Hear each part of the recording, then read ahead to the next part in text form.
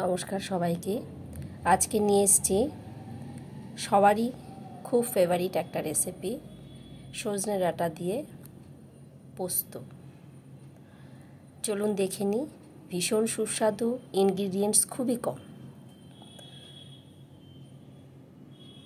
তার জন্য লাগবে সজনে ডাঁটা, আলু, পোস্ত, কাঁচা লঙ্কা। কড়াইতে সরষের তেল দিয়ে লবণ আর হলুদ দিয়ে দিলাম। তার মধ্যে আলুটাকে ভেজে নেব। আলুটাকে কেটে নিয়েছি এরকম লম্বা লম্বা করে। এবার আলুটা যতক্ষণে ভাজা হচ্ছে ততক্ষণ পোস্তটাকে বেটে নিচ্ছি। শিলেই বেটে নিচ্ছি, বাটাটা অনেক ভালো হবে। দুটো কাঁচা লঙ্কার সঙ্গে পোস্তটাকে বেটে নিলাম। এদিকে আলুগুলো ভাজা হয়ে গেছে, তুলে নিচ্ছি।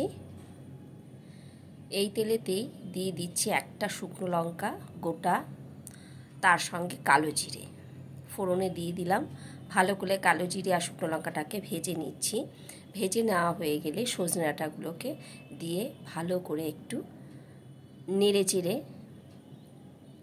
এর মধ্যে অল্প করে দিয়ে দিচ্ছি লবণ আর হলুদ। বেশ ভাজা ভাজা করে নিচ্ছি।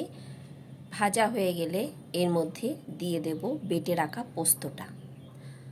পোস্তটা দিয়ে সজনে ডাঁটাটার সঙ্গে বেশ ভালো করে কষিয়ে নেব।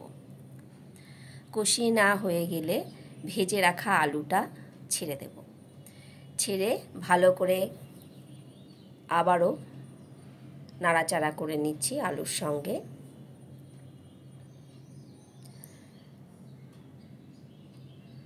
যখন হয়ে গেল তেল ছাড়া পোস্তটা ভেজে নিয়ে সেই সময় গরম জল দিয়ে দিলাম 1 বাটি। এবার ঢেকে ঢেকে এটাকে 5 মিনিট রান্না করে নেব, কারণ আলুটা ভাজাই আছে, বেশি সময় লাগবে না। একটু গ্রেটেড আদাও দিয়ে দেব, খুব ভালো একটা গন্ধ হবে।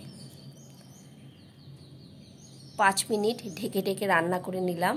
দেখুন আলুটাও কত সুন্দর সিদ্ধ হয়ে গেছে।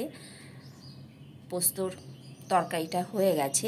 নামানোর আগে 1 চামচ চিনি দিয়ে দিলাম। যদি চিনিতে আপনাদের অসুবিধা থাকে তাহলে এটা স্কিপ করতে পারেন, কারণ পোস্ত একটু মিষ্টি মিষ্টি হলে ভালো লাগে খেতে, সেই জন্য 1 চামচ চিনি দিয়েছি। হয়ে গেল সুন্দর একটা সজনে ডাঁটা দিয়ে পোস্ত।